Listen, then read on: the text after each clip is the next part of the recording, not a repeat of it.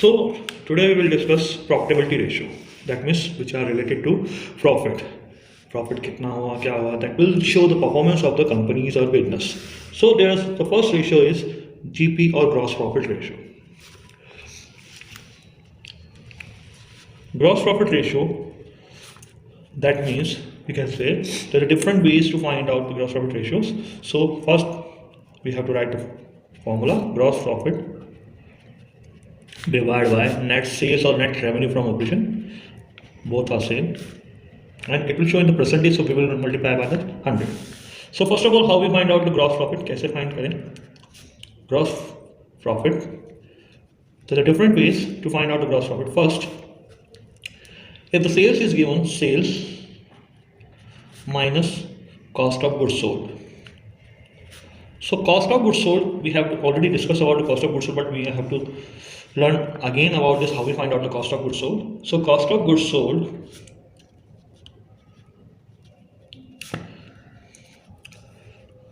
equal to,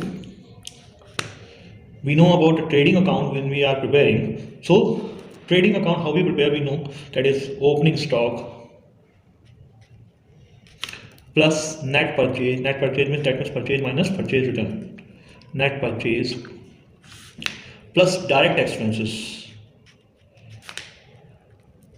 minus closing stock.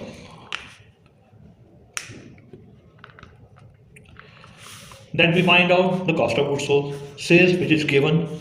Now we are taking the sales, total sales. If it is not given, which sales is there, cash sales or what, we will say that is the total sales. Now suppose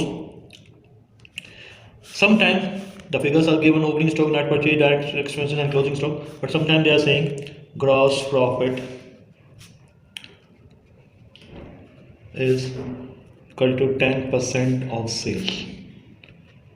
So we know that is the gross profit ratio given directly. So different kinds of information given, we can find out the gross profit ratio. Suppose this gross profit directly given, gross profit amount 10,000 and sales is 1 lakh. So we can find out gross profit ratio equal to 10,000 divided by 1 lakh into 100, that will be 10%. That is the gross profit ratio. This is the first ratio. Now second is operating ratio, which is related to operation of the business. Formula is operating cost divided by net sales into 100. How we find out operating cost? हमें पता है operating cost हम कैसे निकालेंगे. COGS we know, cost of goods sold और cost of revenue from operation plus other operating expenses minus other operating income.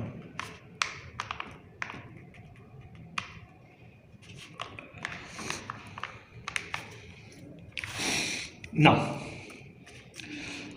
other operating expenses में क्या क्या आता है आपका?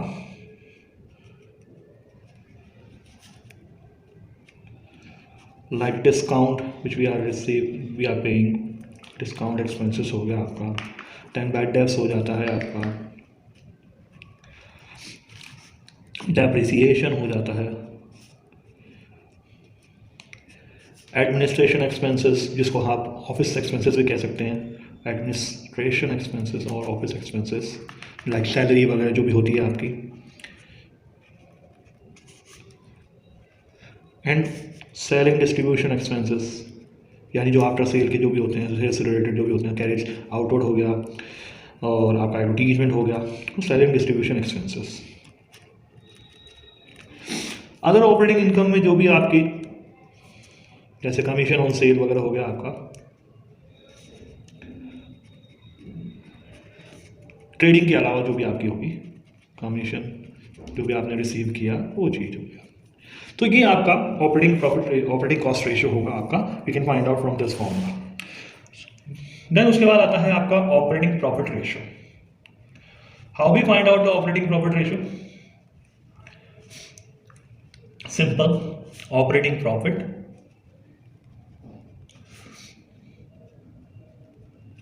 Divide by net sale into 100। So operating profit कैसे निकालेंगे हम? ऑपरेटिंग प्रॉफिट इक्वल टू, कई तरीके हैं आपके, कि gross profit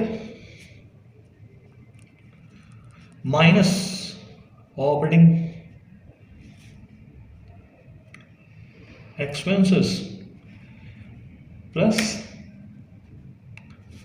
other operating income. Simple सा फॉर्मूला है। या फिर ये भी कर सकते हैं कि सेल्स जो भी आपको गिवन है, ठीक है, उसमें से आपने COGS लेस कर दिया आपने, देन उसके बाद अदर ऑपरेटिंग एक्सपेंसेस लेस कर दिए,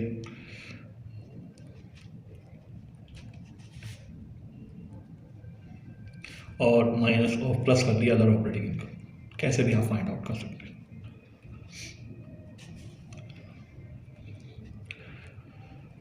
देन उसके बाद आते हैं हम net profit ratio. Net profit ratio, so net profit ratio, how we find out the net profit ratio? Formula है हमारा net profit divide by net sales into 100।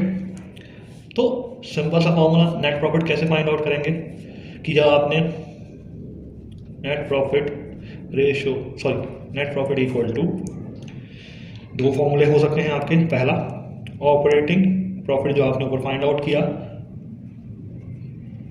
Minus आपका नॉन ऑपरेटिंग एक्सपेंसेस जो operating से related नहीं है, और plus non operating income जो हमारे बिजनेस से रिलेटेड नहीं है।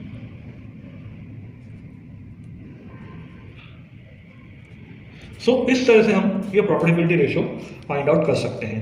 सबसे पहली चीज आती है डायरेक्ट एक्सपेंसेस क्या होते हैं, कि विच वी आर अकरिंग, यानी जो कि हमारे खर्चे, which expenses are incurred due to माल को गोडाउन से गोडाउन तक लाने के जो भी खर्चे हैं, यानी रीच एट द गोडाउन, जो भी गुड्स है, goods reach at the godown तक के जो भी एक्सपेंसेस होंगे वो आपके क्या होंगे? डायरेक्ट एक्सपेंसेस होंगे। जैसे हम बोल सकते हैं फ्यूल हो गया आपका, ठीक है, फैक्ट्री से रिलेटेड जो भी आपके एक्सपेंसेस हो गए, आपके कैरेज इनवर्ड हो गया आपका, कैरेज इनवर्ड यानी जो परचेज करने से रिलेटेड खर्चा हमारा ट्रांसपोर्टेशन वगैरह लगा वो चीज़ हो जाएगी आपका, ठीक है। देन उसके बाद अगर हम बोलें वेजेस, वेजेस और सैलरी में सबसे पहली चीज़ हमें जानना है कि वेजेस एंड सैलरी क्या होती है। वेजेस को हम कहते हैं भैया विच आर डायरेक्ट एक्सपेंसेस, जो कि हमारे only for the physical work के लिए होता है। हमने फिजिकल वर्क के लिए जो भी डायरेक्ट एक्सपेंस, यानी हमारे जो वर्कर्स हैं, हमारा प्रोडक्ट बनाया है, मैन्युफैक्चरिंग में लगे हुए हैं जो, तो आपका हमें वेजेस डायरेक्ट एक्सपेंस होगा। और सैलरी जो होता है हमारा, कि हम ऑफिशियल वर्क के लिए देते हैं, बट वो दोनों चीज़ों के लिए होता है, physical as well as mental work के लिए होता है। तो ये आपका इनडायरेक्ट एक्सपेंस होता है। So don't be confuse about this, कि सैलरी और वेजेस में क्या डिफरेंस है। सैलरी और वेजेस में ये डिफरेंस है कि वेजेस जो part, that is the part of the trading account and salary is the part of the P&L account. हम बोल सकते हैं ये जीपी में आता है, जीपी में इसका एडजस्टमेंट यानी ग्रॉस प्रॉफिट में एडजस्टमेंट होता है, और इसका एनपी यानी नेट प्रॉफिट में एडजस्टमेंट होता है, या ऑपरेटिंग प्रॉफिट में भी एडजस्टमेंट होता है। तो ये हमारा प्रॉफिटेबिलिटी रेशियो था। So if you have any query, any question, you can comment me, or then we will discuss the next topic in the next class. If you have any queries, you can ask me in comment box. Thank you very much. Bye.